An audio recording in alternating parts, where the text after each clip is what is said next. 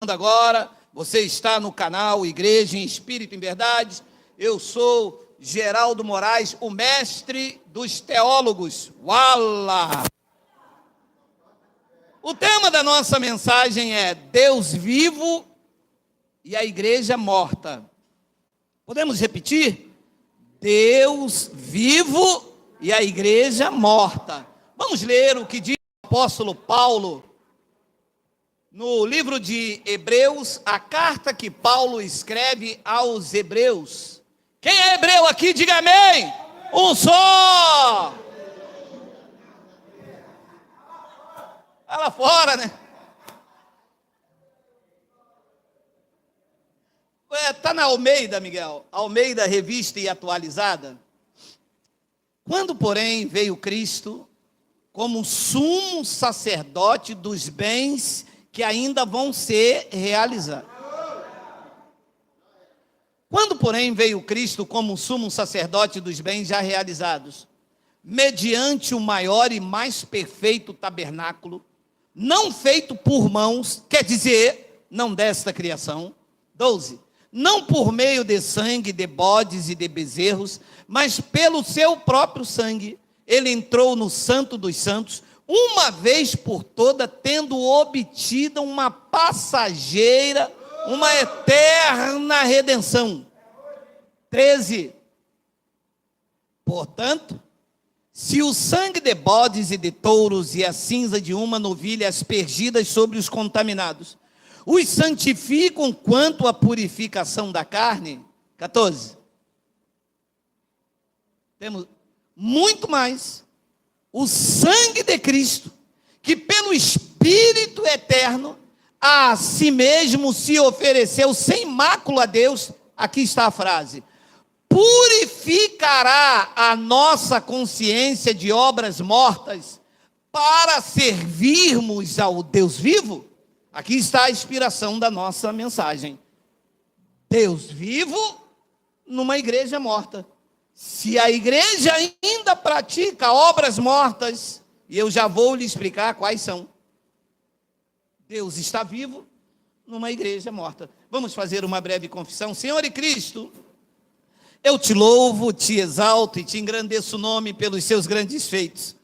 Aqui estamos mais habilitados por ti para ministrar as insondáveis riquezas do Evangelho da graça de Deus. Esta é uma manhã gloriosa, porque é uma manhã que ilumina os olhos do nosso entendimento e nos faz entender a tua boa, perfeita e agradável vontade. Portanto, eu te peço que tu me uses, porque eu vou usar a tua palavra. E todo o povo aqui no YouTube digam amém. Amém. Meus amados irmãos, existem algumas frases aqui que, quando questionado pela igreja, elas são absurdas, porque você vê essa frase aqui, purificará. Os teólogos entendem que Deus ainda vai purificar a consciência se você não pratica a obra. Então ele traz esse termo purificará para os dias de hoje. Claro, se essa carta fosse escrita hoje, a minha consciência ainda vai ser purificada quando eu não consigo fazer obras. O que acontece com os evangélicos de um modo em geral? Quando ele não consegue fazer uma campanha, ou quando ele deixa de ir à Santa Ceia, ou quando ele deixa de praticar o dízimo, a sua consciência fica golpeada.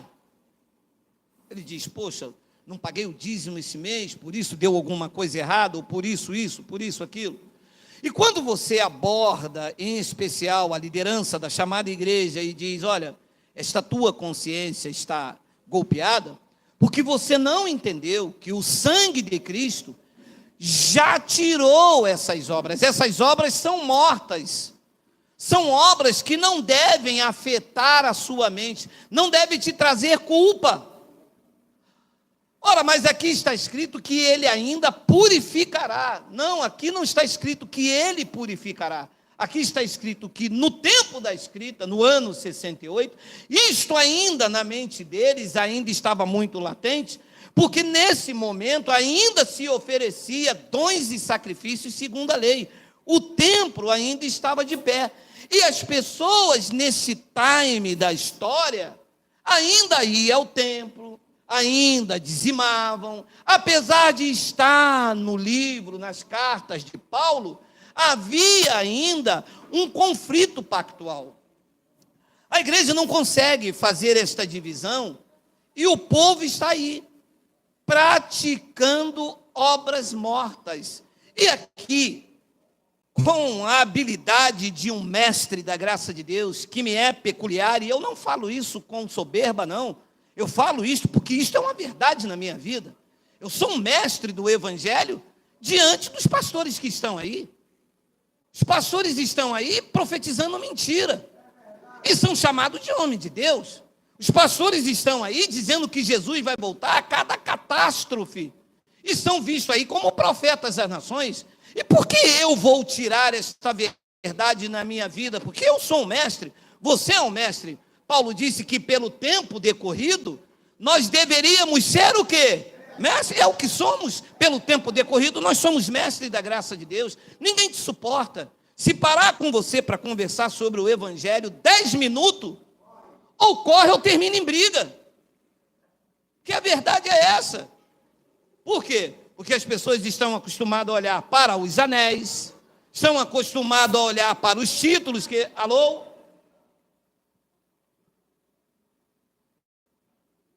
Senão eu perco o raciocínio. As pessoas estão acostumadas a títulos para os anéis, mas quando vê pessoas simples, igual a você, trabalhador, que não tem título acadêmico, ou que não fez um curso de teologia, não aceita que a verdade de Deus está na tua vida. Só que a verdade de Deus na minha vida, ela não precisa de títulos acadêmicos, de cursos de teologia. A verdade de Deus na tua vida e na minha vida precisa de ter olhos iluminados e humildade para aceitar aquilo que é tão simples. De tão simples nos enganaram com maior facilidade, de tão simples que a coisa é. Ora, se no tempo da escrita ele diz purificará, e isto foi em 68 DC, ora, não existe mais obras mortas. E o que são obras mortas? Obras mortas era tudo o que o judeu fazia e que deixou de ser diante do sacrifício perfeito de Cristo. Então, quando Cristo veio, e disse Paulo no versículo de número 11, quando, porém, veio Cristo, ora, veio ou não veio? Veio. Ora, a igreja espera que vir o quê? Qual é o grande problema da igreja? Esperar Deus vir. Ora, meu amado, eu não quero entrar nesse assunto, mas é que isso mexe com os meus neurônios, com o meu córtex frontal. Ora, como é que Deus vai destruir aquilo que ele viu que era bom? Ora, como é que Deus vai destruir a humanidade e punindo inocentes? Não, Jesus está voltando. Está. Você não está vendo a guerra lá em Israel com Gaza? Estou. Então quer dizer que todos aqueles civis estão morrendo porque Jesus vai voltar? Então quer dizer que ele vai punir os justos pelos injustos? Mas não foi isso que ele disse a Abraão? Quando Abraão saiu para Sodoma e Gomorra, ele disse, ora, Abraão disse, tu vai punir os justos? Ele disse, se tiver ali 100, se tiver 50, se tiver 20, se tiver 30. Ora, eles fazem o contrário, acham que Deus vai punir os... porque só morre inocente. É a volta de Jesus, é a volta de Jesus morrendo inocente. Então essas, e entre outras coisas, é o que a gente vê como que a igreja está numa decadência teológica muito grande, porque as pessoas não querem aprender sobre Deus. As pessoas não conhecem Deus. As pessoas conhecem magia, encantamento, feitiçaria. O que se serve dentro das igrejas é pior do que se serve dentro da Umbanda, se é que é pior. Um umbandista é mais puro nas suas dedicações do que os feiticeiros fazem aí fora. Brincar com o nome de Deus é falta de temor. A Umbanda, você não vê os caras falando uma língua dizendo que é o Espírito Santo. Você não vê lá na Umbanda o cara dizer, quem é você? Eu sou o Espírito Santo. Você vê? Falar, não vê. Você vê dentro da igreja. E não é o Espírito Santo coisa nenhuma. É o espírito do engano, é o espírito do Satanás. Quando, porém, veio Cristo como sumo sacerdote, leia a frase, dos bens já realizados. Todos os bens, tudo aquilo que os judeus procuravam como vida espiritual, quando Cristo veio, quando ele ressuscitou, já foi realizado. Paulo disse em Efésios capítulo 1, versículo de número 3 em diante, nós já somos abençoados com todas as sortes de bênçãos. Ora, como que a igreja vai comer um pão, beber um suco para ter vida espiritual? Isto quem buscava eram os judeus por meio da Páscoa, nós já temos. Como é que a igreja vai buscar o Espírito Santo para ter o segurança? Nós já temos. Tito, Miguel, por favor, Miguel, desceu Frescarini aqui, Frescarini, é espanhol, né? É italiano. Tito capítulo 3, versículo 5. Olha isso. Eu vou fazer uma exposição, eu não vou pular, eu não vou gritar, até porque quem que está com um terno desse tem que manter a classe. Olha aí, Roberto, lembrei até do Roberto Carlos. Gostei que você me imitou não, Angélica, gostei não, hein? Não por obras de justiça praticada por nós, mas, segundo a sua misericórdia, Ele nos salvará, Ele nos salvou, mediante o lavar regenerador e renovador das águas batismais. Não tem como. Não tem como alguém falar para mim, eu sou cristão, eu tenho Deus, eu tenho o Espírito Santo, eu sou crente, Não, você não é nada, você é alguém que precisa de uma religião, e eu sei que a religião faz bem. A religião prende o cara, diz lá que, se você adulterar, Satanás entra na tua vida. Eu sei que isso freia a carne dele, ele não tem domínio próprio, ele precisa daquilo ali. Eu sei que a religião faz bem, o cara diz, vou fazer um jejum para não xingar a minha sogra. Que tem sogra que tem vontade de xingar, eu tinha vontade de xingar a minha, Deus levou. Eu disse, não xinga não, deixa que eu acabo com a raça dessa desgraçada. Ela não está me ouvindo mais mesmo, a carne foi ao pó, nem a minha esposa está me ouvindo, ô glória.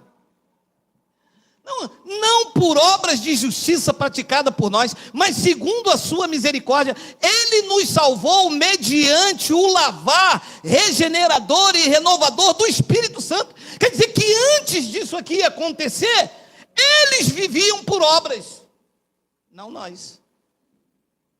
Então os crentes querem ainda fazer a obra. Não, porque a gente tem que fazer a obra. Ou não temos, Geraldo? Não temos. Não temos que fazer obra, coisa nenhuma. A obra hoje é o amor ao próximo. Obras cerimoniais, nenhuma. Que é o que a igreja faz. Jejum, batismo nas águas, campanhas, cerimônias. Tudo isso aqui é obra de justiça. Era lei. Está dentro das igrejas, tornando os crentes miseráveis. Você vê que um dos povos mais sofridos é o evangélico. Salvo conduta, é claro, né? Que a gente sabe que assim como na igreja católica, assim como na Umbanda, na Seixonuye, nas Testemunhas de Jeová, as pessoas após os 70, 80 anos fazem disto um círculo social. Ela precisa daquela comunhão, os filhos já abandonam, né? A minha mãe é testemunha de Jeová, os filhos já não têm mais muito paciência, 94 anos, então encontra aquele círculo, né? É como um retiro de artista, dança da terceira idade. Então as pessoas acabam fazendo dessas religiões um meio de conforto. Mas para Deus, isto não tem nenhum valor, a não ser enriquecer o bolso dos pastores, que deveriam esclarecer essas pessoas. Dizer, não, a senhora vem, a senhora frequenta, a senhora está aqui, muito bem, muito obrigado, mas olha, A senhora não precisa ter a mente golpeada quando a senhora não vir. A senhora não precisa ficar preocupada quando a senhora não der. A senhora não precisa ficar preocupada quando a senhora não participar da ceia. Porque isso, na verdade, mediante o sacrifício de Cristo, isso são obras mortas. Não tem valor nenhum. Diante de Deus, não.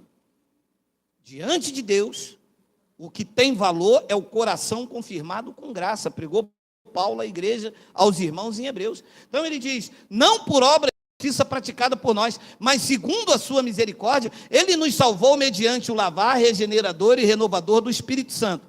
Versículo 6, que ele derramou sobre nós, sobre os irmãos lá, de lá para cá já está tudo feito, ricamente, por meio de Jesus Cristo, nosso Salvador. 7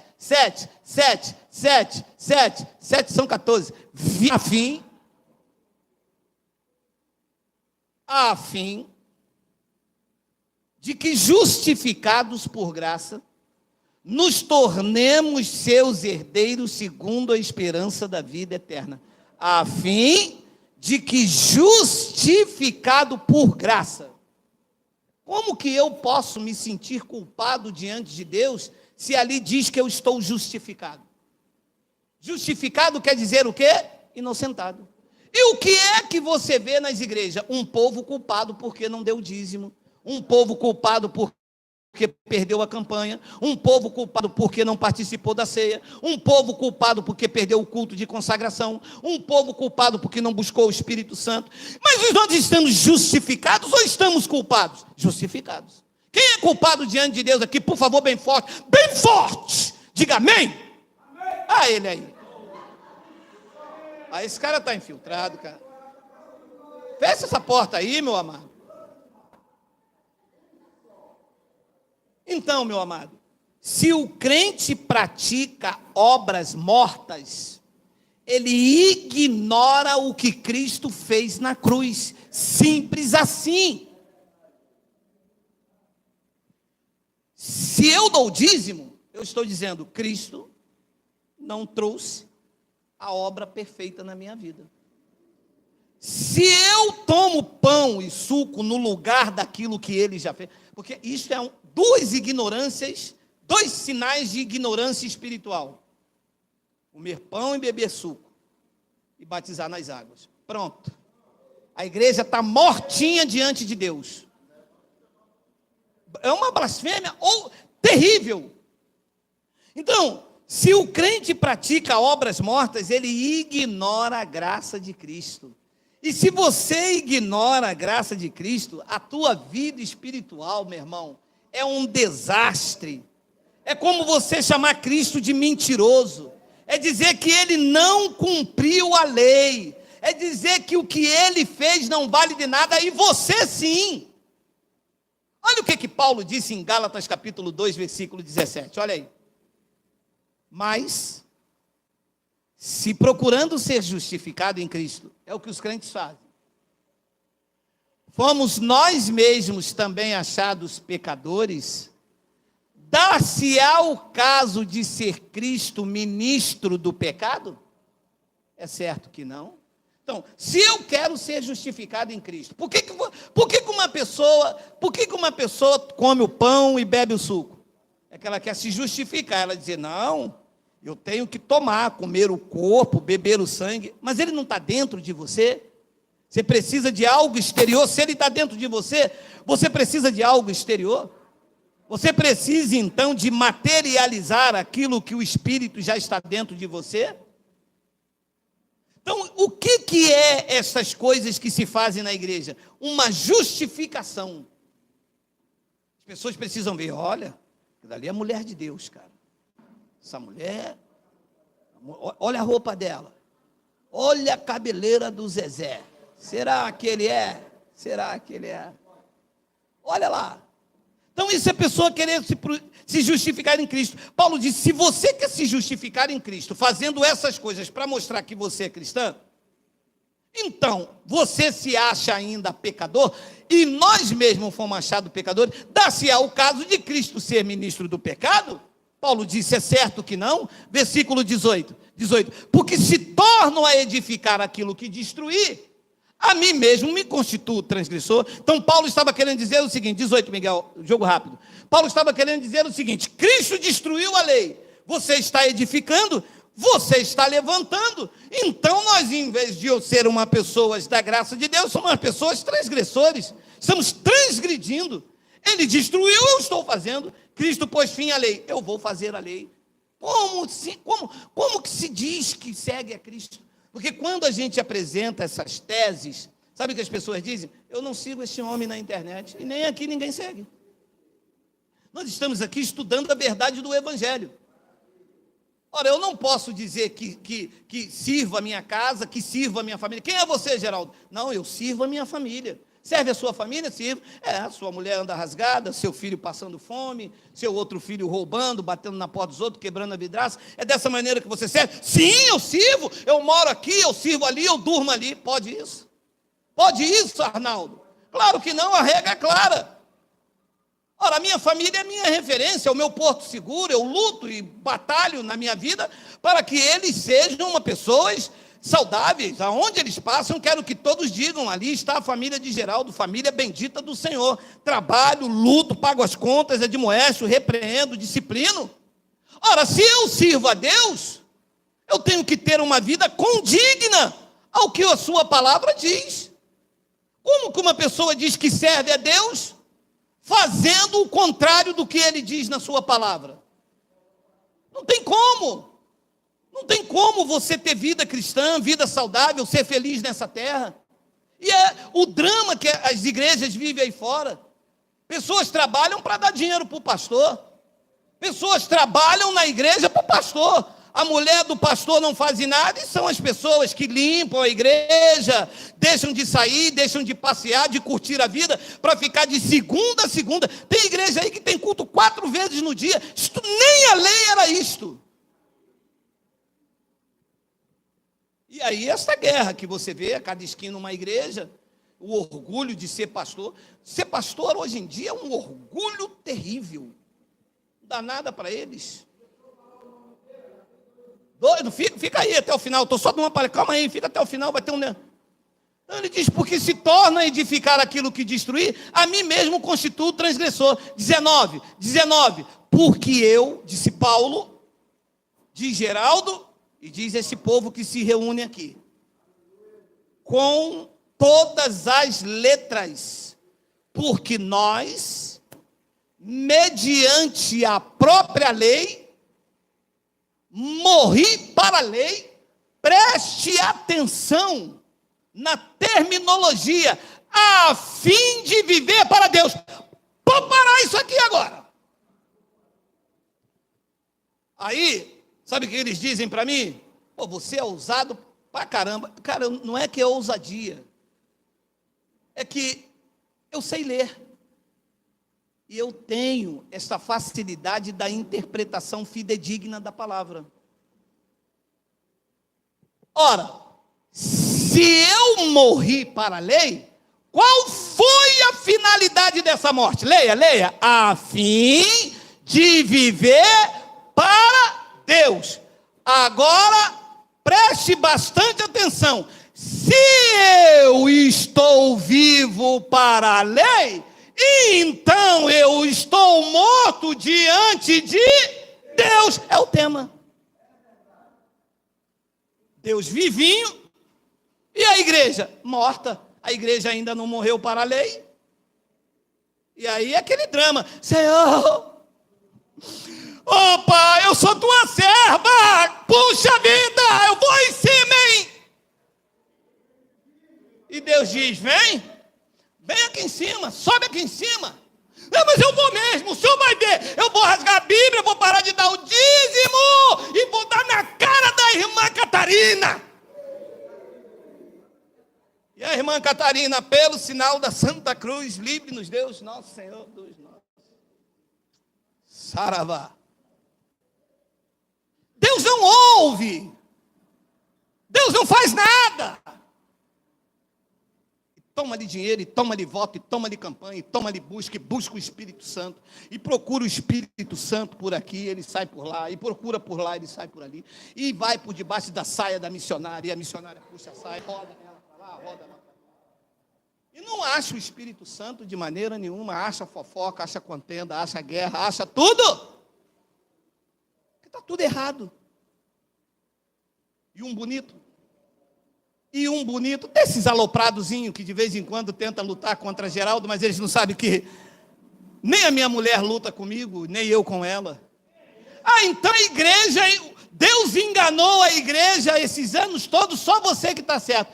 Deus não enganou a igreja, quem enganou a igreja foram vocês. Vocês enganaram a igreja. A igreja passou por séculos sem mostrar essas verdades. A igreja passou por séculos batizando nas águas, dando dízimo. Eu não conheço uma igreja evangélica que já apresentou esses versículos ipsis literis. Eu não conheço uma igreja que interpretou esse versículo na sua forma fidedigna. Vocês falam tanto de hermenêutica, de exegese, vocês sequer sabem o que é a interpretação fidedigna das Escrituras. Ora, Paulo disse, mediante a própria lei, que era aquele judeu naquele madeiro, era a própria lei, cumprindo, tetelestai. Ali estava o cumprimento da lei, ali estava a própria lei. Ali estava 613 mandamentos. Ele disse, enquanto não passar o céu e a terra, nem um tio da lei. Ali estava a própria lei. Ele disse, está consumado. Tetelestai, consumatum estum. Não há mais nada a ser feito. Acabou. Os bens já realizados. Daqui para frente, o que se fizerem serão obras mortas. E a igreja que praticar isso está morta. Engodando o ego, inflando o peito dos pastores, porque eu sou bacharel, eu sou apóstolo das nações, eu sou profeta, não são nada. Aqui e aonde se prega o evangelho da graça de Deus, o que começou hoje e o que está há 10 anos, batem de frente com os mestres do evangelho da graça de Deus. Mas não tem chance. Não suportam, meu amado, não dá. Eu boto todos eles no bolso, e o que não entrar eu digo, sede. Levo aquele bando de pastores tudo no bolso. De vez em quando eu boto a mão no bolso, assim, quando eu puxo, tem uma mala cheia. E Geraldo, caiu mais um aí, é uma mala vazia. E Geraldo, sentou um aí, esse é o mais cedo. Eu boto todos eles no bolso com o evangelho, sem soberba.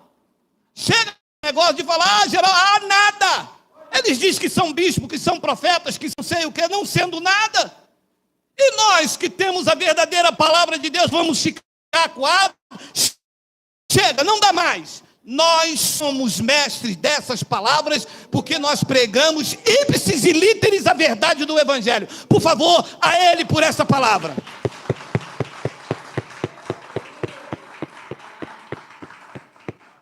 Porque eu, mediante a própria lei, eu morri para a lei. Com qual a finalidade? A fim de viver para Deus. Eu estou crucificado com Cristo. Não é que me prenderam lá naquela madeira. Paulo disse, eu estou preso a esse feito. Estou amarrado, radicado. Batiza nas águas. Nós já fomos batizados, Romanos 6,3. Busquem batismo com o Espírito Santo, que é uma bênção. Nós já somos abençoados. Eu estou crucificado. Eu estou preso a isto aqui, ninguém me tira. E aqui vem aquilo que eu bato. Isto não quer dizer que Deus vai fazer você rico.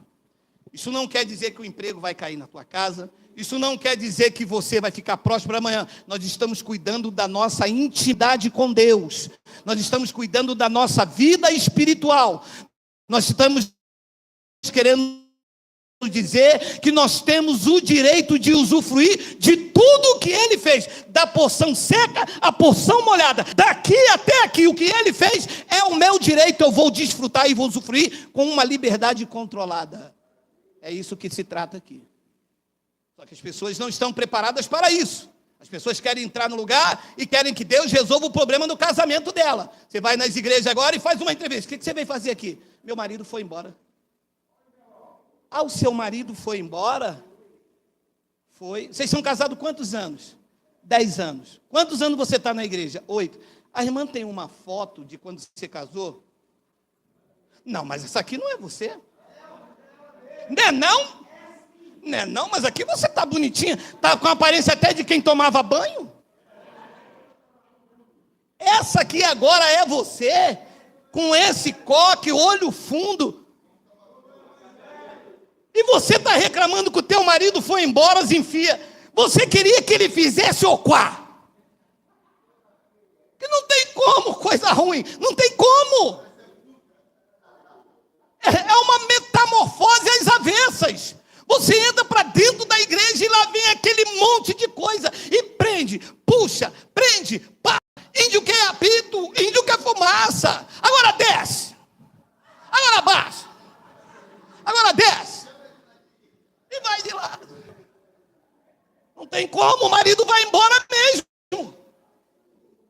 Olha as mulheres. Não, eu queria que vocês aí do outro lado do grupo da família vissem o nível das mulheres desse local. Irmão, não que seja nem bonita, mas que são cheirosas. Meu irmão, as mulheres todas tomam banho. O pente, quando vê essas mulheres, já diz, lá vem ela, ó, já vou ser penteada. Estou igual um bacon hoje, hein, meu irmão. 20. Logo, já não sou eu quem vive. É claro, as pessoas, se você não vive, quem vive? Cristo vive em mim. Meu amado, isso aqui não é assim de forma física. Porque o viver de Paulo era um viver na carne, nas obras. Era judeu. Então, quem vivia nele eram as obras da lei. Tudo que fazia eram as obras da lei, guarda sábado. Então, isso não é uma vida ali física. Ele disse, não vivo mais eu estou no descanso agora. Eu agora vivo consciente de que nada me separa do amor de Deus. Eu agora não estou aqui com medo de Deus soltar a mão. Você já teve medo de Deus soltar a mão sobre você? Não, seja sincero. E você já parou para pensar como que seria se soltar a mão em cima? Porque a minha mão soltar em cima de você já faz um estrago, hein? Tu imagina de Deus, meu amado. Mas todo mundo sempre teve medo de Deus soltar a mão. Então, isto não é Cristo viver em você. Cristo viver em você é esse alívio, essa carga, esse fardo pesado que estava sobre os seus ombros, essa culpa na sua consciência, de que você falhasse em alguma coisa, pronto. Ó, Deus revelou lá na igreja, tá? Fizeram um trabalho de macumbaria para sua mulher, hein? Pô, mas para minha mulher, tadinha, banguela, não vê direito, o cabelo está caindo, ronca de noite, mas a Pombagira fez um trabalho logo para mim. Tem a Gisele Bündchen, tem a mulher do Belo, que ele chama de meu tudão. Não tem a mulher do Belo, ele fala, ô meu tudão. Mas por que a Pombagira não fez logo um trabalho para o Belo, para aquela mulher? Tinha que ser para mim, a banguela não vê direito, cabelo caído. Essa é a concepção evangélica. Essa culpa, porque não deu dízimo. Você não deu dízimo, não? Não. Pombagira fez o trabalho para você. É para destruir o teu casamento. Mas o meu casamento, a gente já está lá em casa tão bem, cara. Hoje nós vamos comer jiló com salsicha cozida. Estamos felizes. Sol de 40 graus, não tem um ventilador, a gente está fingindo que é sauna. Pô, mas vai destruir o meu casamento, a gente está tão feliz assim. Por que não destrói o casamento lá do cara que está morando lá na Barra da Tijuca, ar-condicionado central? Não, a Pombagira é Pombagira pobre. Não gosto de...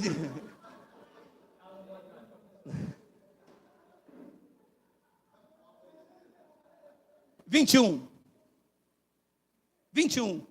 Eu não anulo a graça de Deus. Se a justiça, se a justiça para a minha vida é mediante a lei, segue-se que morreu Cristo em vão. Então, se o que me traz justiça, obras de justiça praticada por nós, como nós lemos, se isso que me traz justiça, se é isto que me justifica diante de Deus, pronto, fiz jejum, pronto, dei meu dízimo, pronto, tomei a Santa Ceia, pronto, pelo menos não perdi a Santa Ceia, pronto, se é isso que me justifica, disse Paulo, então Cristo morreu em vão. Para que Cristo morreu e veio morar dentro do crente se ele precisa comer o pão para Cristo entrar dentro dele? Não, eu tenho que tomar a Santa Ceia para ter comunhão com ele. Então, ele morreu em vão. Podia deixar teu coitado lá não sofrendo naquela cruz, você comia um pãozinho e ficava tudo bem. Então, esse é o drama que se vive aí fora. Vivos para a lei, a doutrina evangélica, e mortas diante de Deus. Ouça o que eu vou lhe dizer com muita tristeza. Todo evangélico, em termos espirituais, está morto diante de Deus. Esta era a condição quem não tinha a graça de Cristo. Efésios capítulo 2, versículo 1 ao 5. Já estou terminando, olha aí. Compromisso.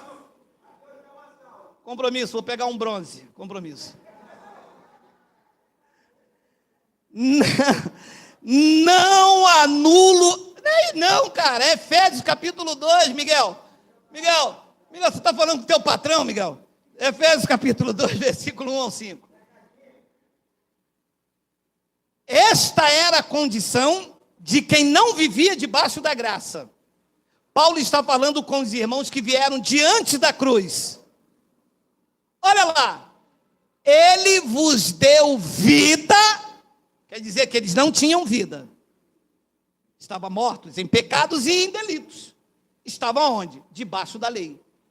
Pegou a visão? Todos os que estavam debaixo da lei tinham vida ou estavam mortos nos pecados e delitos? Debaixo da lei, porque os delitos e os pecados eram as obras da lei, que com a morte de Cristo se tornaram obras mortas, sem efeito nenhum, se tornaram ineficazes, e que a igreja continua fazendo. Então Paulo disse, ele vos deu vida, estando vós mortos nos vossos delitos e pecados. 2, nos quais andaste outrora, antes da cruz, segundo o curso deste mundo, daquele aion, segundo o príncipe da potestade do ar, do espírito, do mesmo entendimento que agora atua nos filhos da desobediência. Versículo de número 3, entre os quais, disse Paulo e os irmãos ali que estavam vindo diante da cruz, entre os quais também todos nós, Paulo, que era judeu, andava e estava morto em pecado e em delito. Nós andamos outrora, segundo a inclinação da nossa carne. Jejum, inclinou a carne. Orar no monte que eles faziam, vigília que eles faziam, se inclinou para a carne, segundo as inclinações da nossa carne, fazendo a vontade da carne e dos pensamentos, e éramos por natureza, não por filiação, no Espírito sempre foram filhos de Deus, e éramos por natureza filhos da ira, como também os demais. 4. Mas Deus, sendo rico em misericórdia por causa do grande amor com que nos amou. 5. Estando nós mortos em nossos delitos, nos deu vida, juntamente com Cristo, pela graça sois salvos. Então a igreja, antes da cruz, qual era a condição? Mortos. A igreja, depois da cruz, que não tem o teu entendimento, qual é a condição? Morta. E você sabe que um morto, ele não tem vontade. Você vai agora no cemitério da cidade e diz assim, rapaz, aqui está 40 graus, você quer um copo d'água? O morto diz o quê? Mas se você jogar o copo d'água em cima dele, aquela água vai cair em cima dele, e ele vai falar o quê? Assim é quem está morto na igreja evangélica. O pastor diz assim, você tem que dar o dízimo. O morto diz o quê? Morto vivo. Morto. Tem nome de que vive, mas está morto. Agora fala para um vivo igual a você, quando o pastor chegar para você e falar assim, todos vocês têm que dar o dízimo, vocês fazem o quê? Aqui. Lá vai o bração entre o braço. Então, era essa a condição da igreja, e é isso que a igreja hoje tem. A orientação teológica dos pastores é colocar os crentes debaixo dos escombros doutrinários. Cristo derrubou o templo com todas as suas obras e ficou aqueles escombros dentro da igreja evangélica. E os crentes estão lá, entre um escombro e outro, procurando a bênção, sendo malditos. Você vê que o maior desajuste dentro de todas as religiões está onde? Na religião. Meu amado, e olha, a minha mãe é uma pessoa extremamente doente, porque a maldita religião dela diz que ela não pode doar sangue. Ela precisa fazer exames de diabetes. Ela precisou fazer uma hemodiálise. E a testemunha de Jeová, do qual ela é participante desde o ventre da mãe dela, e ela diz que não pode. O sangue está na vida, diz o livro de Levítico. Você não é crente, Gerardo? Sou, mãe. Então pronto, não me venha com essa história. Eu sou sua madre. Homem, passa. Lijo, Paquito, passa, Paquito. Ah, tá bom, mãe. Mas é porque Paulo... Quem é Paulo, Geraldo? Sou Lourdes, você é Gerardo? Meu Deus! Não há ninguém que diga senhora. E aí o meu irmão mais velho disse, mas ela está bem, que ela está vivendo 94 anos. Desgraçado, como que uma pessoa que precisa ir botar fralda para ir ao banheiro está bem, vivendo aos 94 anos. Senhor, me leva aos 58, mas não me deixa assim. Viver bem, é viver com saúde, como eu disse aqui em off. Chegar aos 94 anos, mas com a consciência legal. Tem hora que ela não sabe que ela está falando comigo ou que está falando com o Rex. Eu disse, mãe, eu sou Geraldo. Bota a língua para dentro, Rex. Aí eu, ô Geraldo, meu filho, onde você estava que eu não tive? Você viver bem, gente. Precisa se cuidar. Precisa ir ao médico.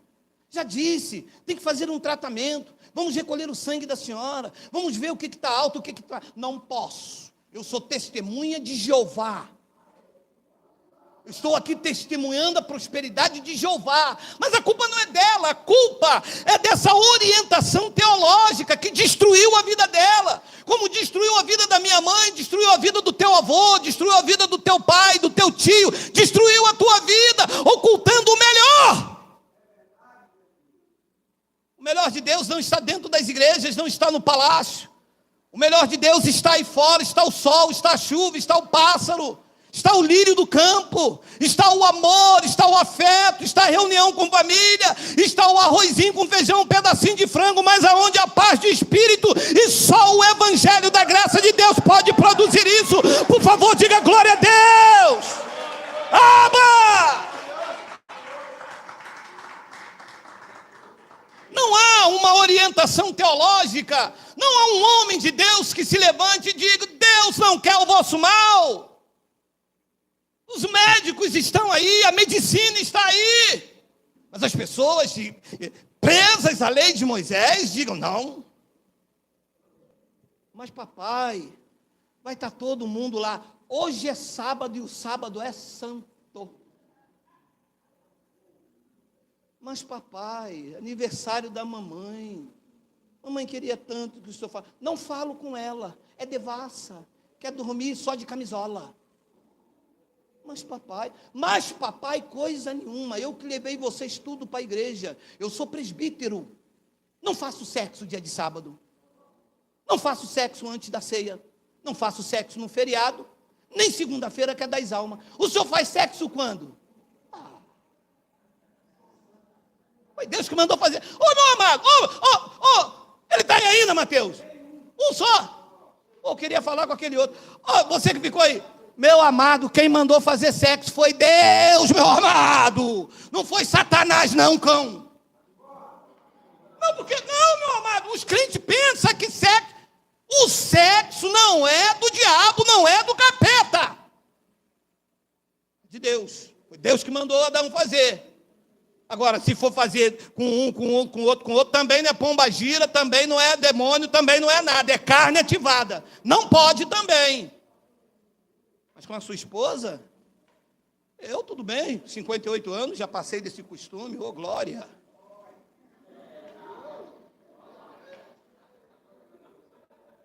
Eu me lembro com saudade.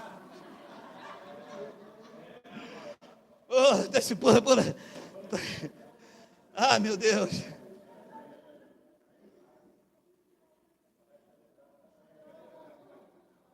O que falta nas igrejas é orientação teológica para tirar os evangélicos debaixo dos escombros doutrinários. Os crentes estão buscando um Deus vivo entre os mortos. Esta é a mais pura realidade dita pelos meus lábios fora do contexto evangélico. Os crentes buscam o Deus vivo no meio dos mortos, porque toda a igreja está morta debaixo da lei. A lei é um ministério de condenação e morte, pregou Paulo.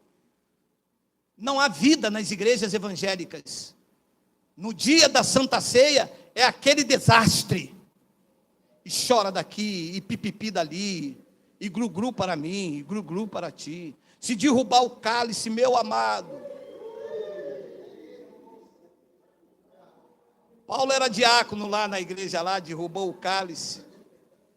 Foi ele aqui, ó! Foi ele aqui, ó! Ele derrubou o sangue de Jesus, ele está condenado ao inferno.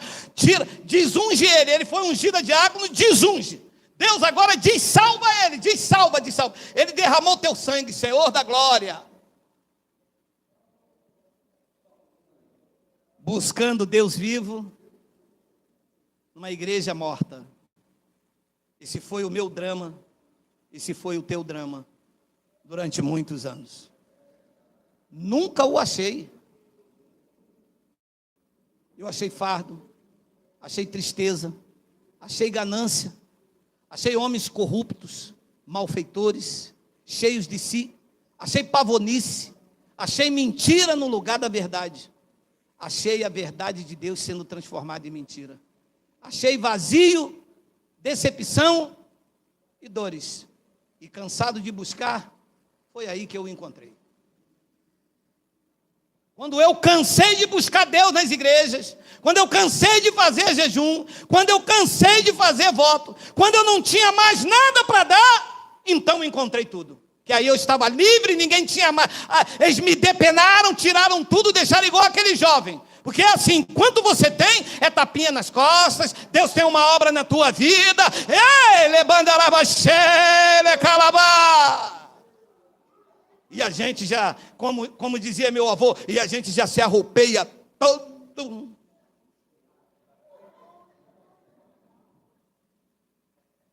Olha lá. Olha lá. 5 minutos para terminar. Olha lá.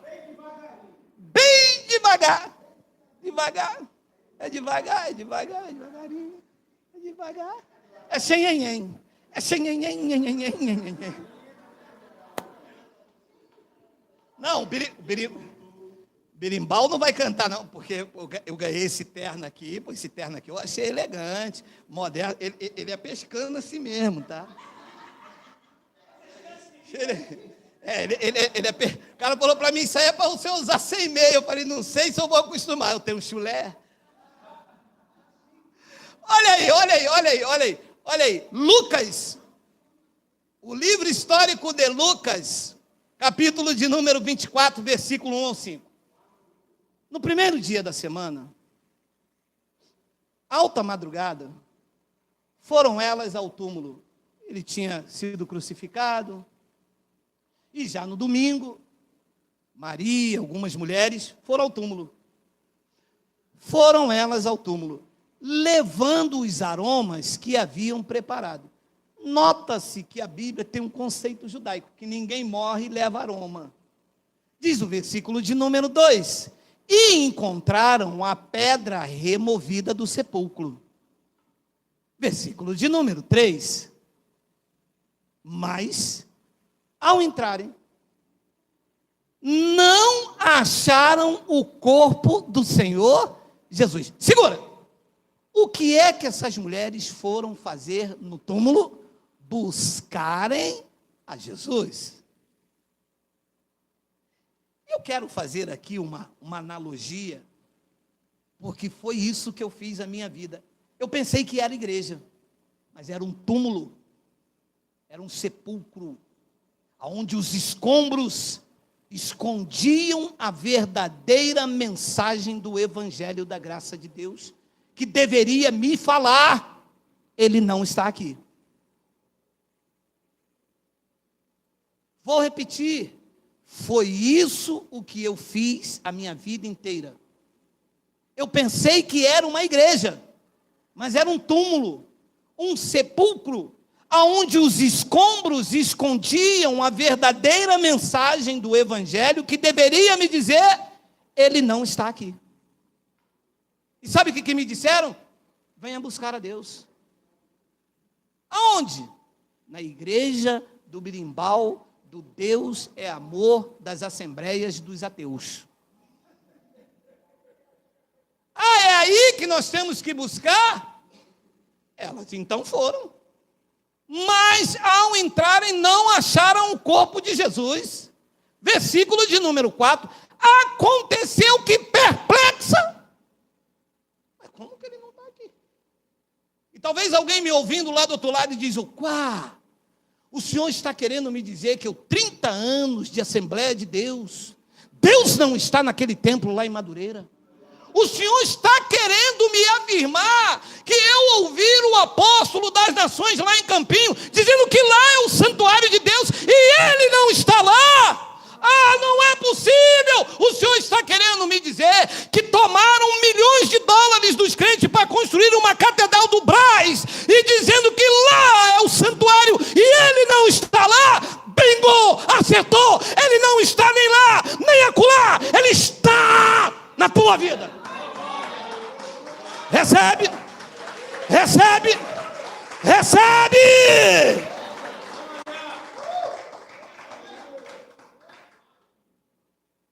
Aconteceu que perplexa a esse respeito, apareceram-lhe 2 varões, mexeu comigo.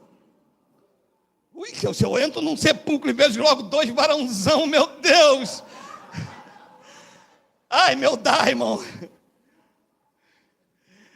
Aconteceu que perplexa a esse respeito, apareceram-lhe 2 varões com vestes resplandecentes. 5, estando elas possuídas de temor, baixando os olhos para o chão, eles lhe falaram. Leia, leia, leia, leia, leia, leia, leia, leia,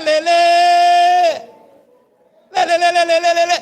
Por que buscai entre os mortos aquele que vive? Foi o que Deus me disse. Você está fazendo aqui na Catedral de Roma, buscando Deus. Buscando Deus no meio dos mortos? Você está buscando entre os mortos aquele que vive? Não vai achar nunca. Sabe por quê? A voz divina sempre me disse: Deus não é Deus de mortos, mas é Deus de vivos. E aonde estão vivos pela graça de Deus? Por favor, diga glória a Deus, diga glória a Deus, diga glória, glória, glória, glória, diga glória! Vivos, vivos, vivos, vivos, vivos, vivos, vivos para a glória de Deus.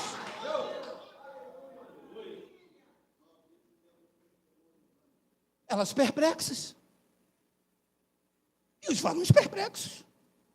Vocês são crentes. Você não andava com ele? Ele não disse que iria ressuscitar? Ele não disse que iria vencer a morte? Mas o senhor está perplexo? Eu também. Orgulho para ti, orgulho para mim. Mas ele não está aqui? Não. Mas o pastor disse que ele estaria aqui, eu vim buscá-lo. Volte, entra no teu quarto, fecha a porta atrás de si, ore em secreto, e o Pai que te vê em secreto, que já está na tua vida, este te ouvirá, este te recompensará. Ele não está nos templos, ele não está no palácio de Herodes, ele está no lugar mais simples, ele está dentro de você, ele está na minha vida, ele está na tua vida, ele está na vida do teu irmão, do teu semelhante, do teu próximo. Busque-o aí, encontre-o aí e desfrute da sua presença gloriosa, que lhe trará paz, segurança e prazer de viver nesta terra. Por favor, diga glória a Deus.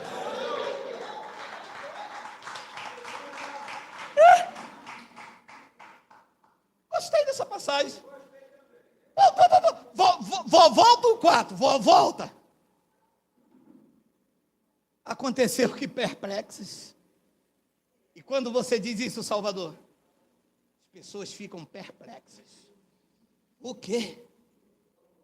Esse cara quer me dizer que Deus não está lá na igreja. Se Deus não está na igreja, o que vocês estão fazendo aí? Nós somos a igreja. Nós não estamos buscando Ele. Nós não viemos aqui encontrá-lo. Nós não viemos aqui cultuá-lo.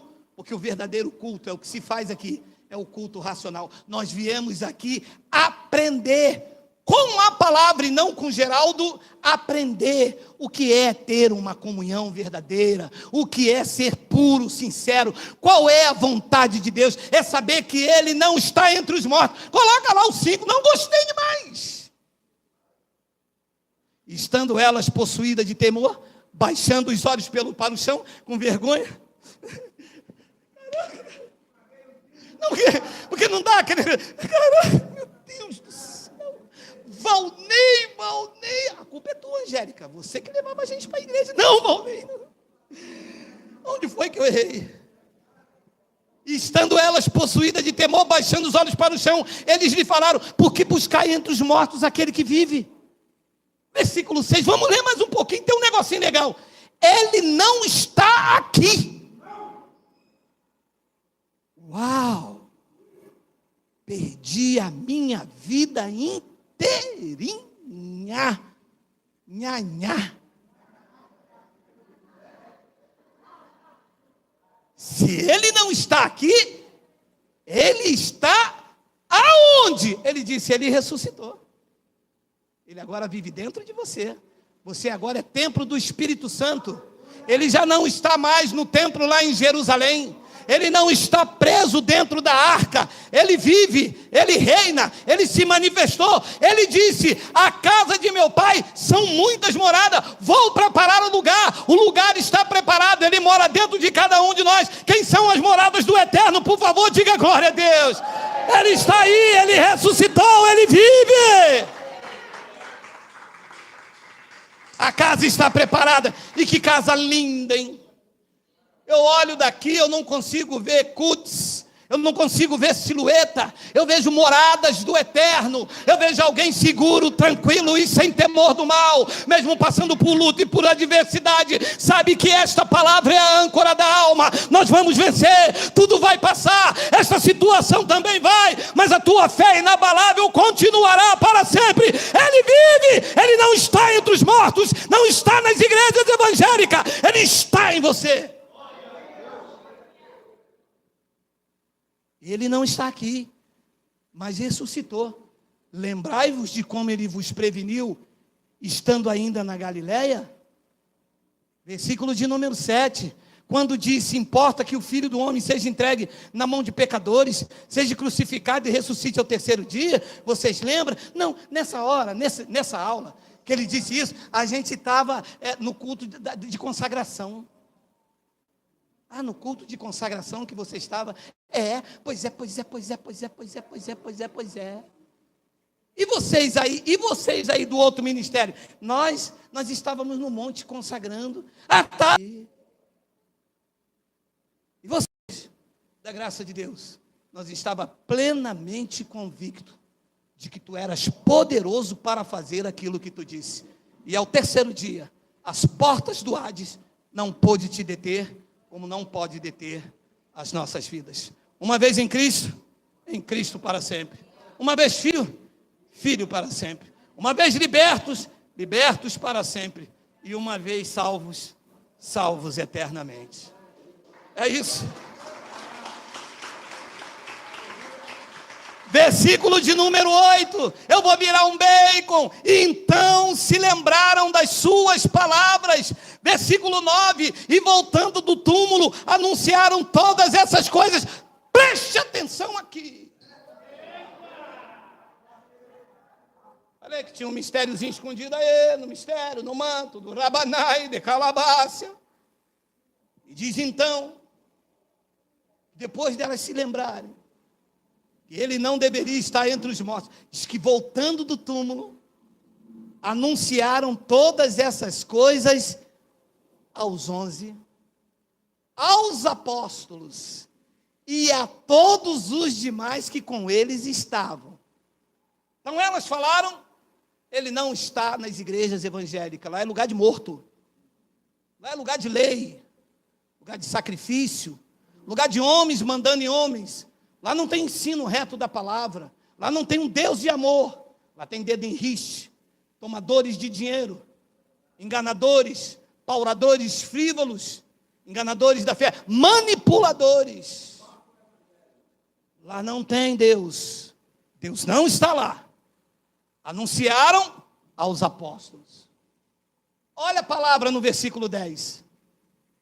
Eram Maria Madalena, Joana e Maria, mãe de Tiago. Também as demais que estavam com eles confirmaram essas coisas aos apóstolos. Disseram, é verdade, Deus não está lá. 11. Tais palavras lhes pareciam como um delírio, e os apóstolos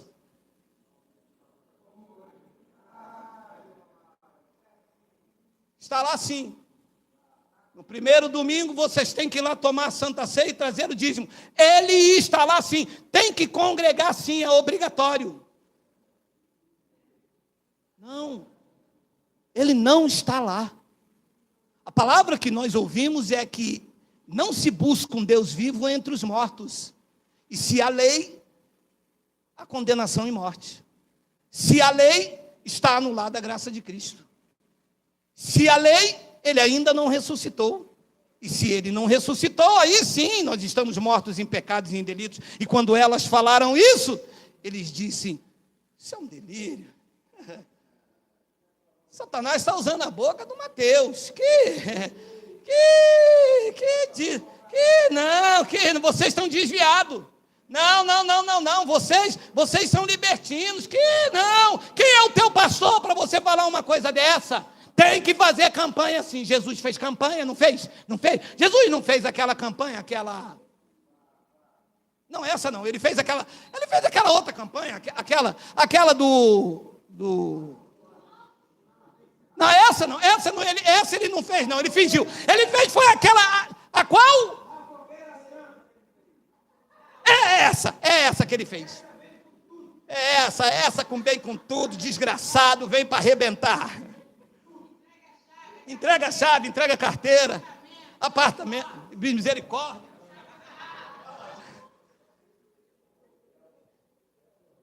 Não acredita. Se você falar a verdade a um pastor, ele não acredita. Porque a verdade nas igrejas evangélicas é a chave que abre as algemas que mantém os crentes na prisão. As palavras lhe pareceram como um delírio e eles não acreditaram nela. Afinal, os apóstolos eram eles que andavam com Jesus, eles que expulsaram demônios, eles,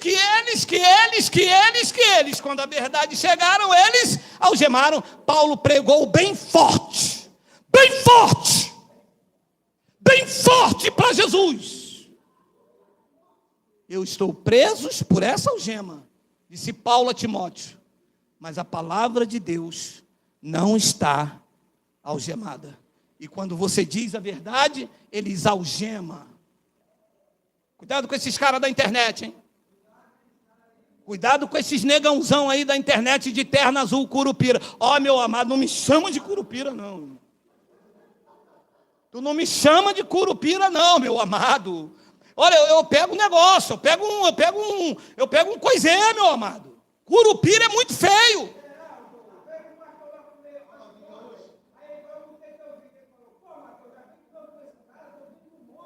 Olha aí, desgraçado.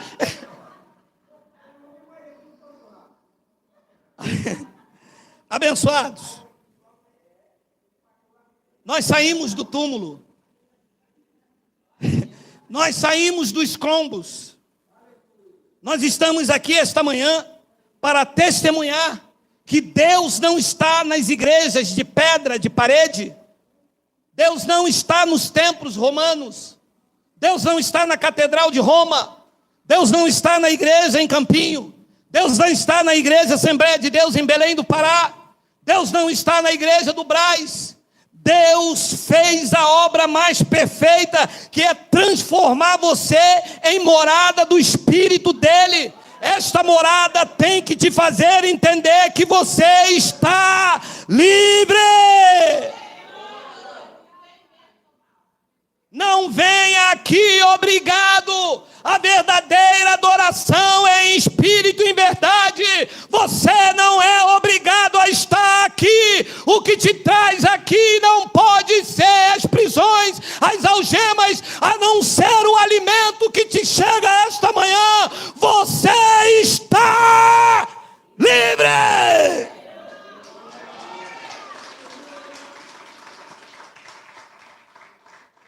Entendi tudinho. O senhor vai terminar agora, legal, vai pegar teu bronze. Qual o almoço hoje? Não vou contar. Ah, já falei, né? Ó, a pergunta que se faz para finalizar esse mais 2 versículos é: então nós não temos que fazer obras nenhuma? Não. Romanos, digita aí, Miguel, que desceu aqui fresquinho junto com um pastelzinho de siri. Digita aí. Romanos 11, versículo 6. Pastelzinho de siri com um copinho de vinho geladinho, meu irmão. Casquinha de siri para você e aí a carne de siri para mim. Romanos 11, 6. Desceu frescarinho. Olha aí. E se é pela graça, já não é pelas obras. Do contrário, a graça já não é graça. Não é porque a gente tem que fazer o ID. Não, eu não. Quem tinha que fazer o ID eram os 11. Não é porque nós temos que fazer a obra, nós temos que pagar o preço.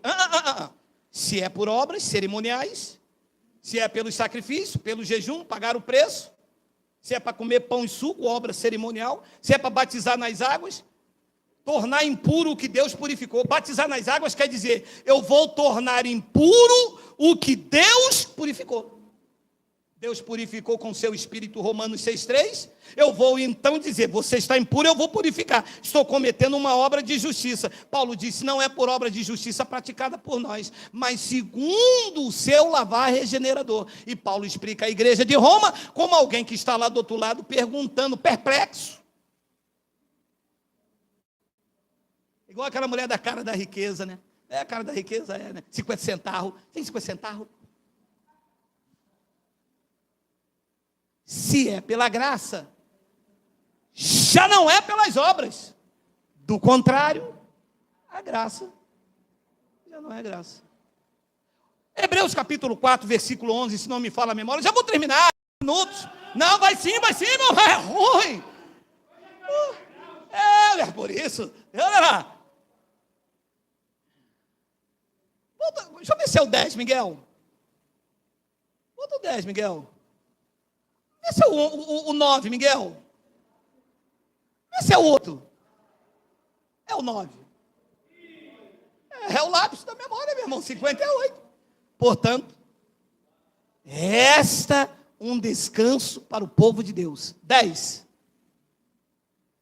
Porque aquele que entrou no descanso de Deus, também ele mesmo descansou das suas obras, como Deus das suas.